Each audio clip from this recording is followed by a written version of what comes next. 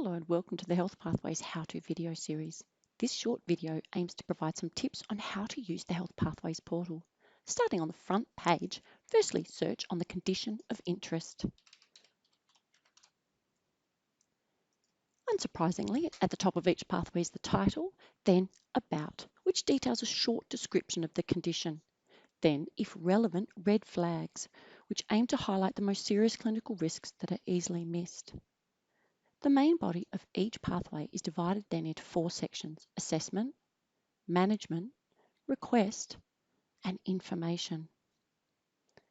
In assessment, as you might expect, this section details obtaining a relevant history, risk factors, symptoms, ensuring alternative diagnoses are not missed, appropriate examination, as well as recommended investigations to consider.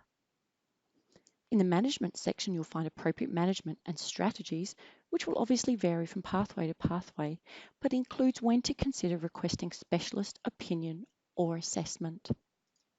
I'd just like to point out, whenever you see a plus sign, that means that there is further information to read, often in a drop-down box. And when you see this arrow, it means there's further information on another website. Once you finish, simply click out of the browser to return to the pathway. The next section is request. The name of this section relates to the fact that you are requesting a service for your patient, and it lists the relevant appropriate referral options, including the ones presented in management. These options then link to service information pages, also known in Health Pathways as request pages. Clicking on one, the first thing you'll notice is that the information is organised into the 9 regions covering the SA Health local health networks, 3 metropolitan and 6 in country.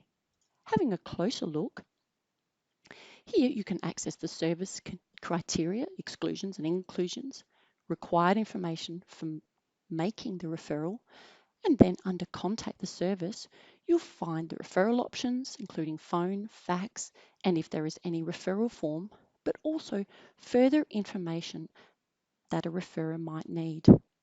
Remember, Health Pathways South Australia is a dynamic tool and a work in progress. So if you have any service information, please send through feedback to the Health Pathways SA team. Then at the end, there is also information that your patient may need. Going back to the pathway, the last section is information.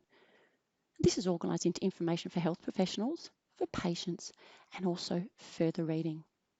Earlier I mentioned about feedback. The Send Feedback button is at the bottom and the top of every single page. So if at any time you'd like to contact the team, this allows the user to provide feedback. For example, you might have service information, you found a broken link, or you'd like to provide suggestions for improvement. Please click to send us feedback at any time. Thank you for listening, and don't miss the next 2 videos in the series where our GP clinical editor, Dr. Katrina Couchman, will run through some useful ways to use health pathways when you're in a consultation with a patient.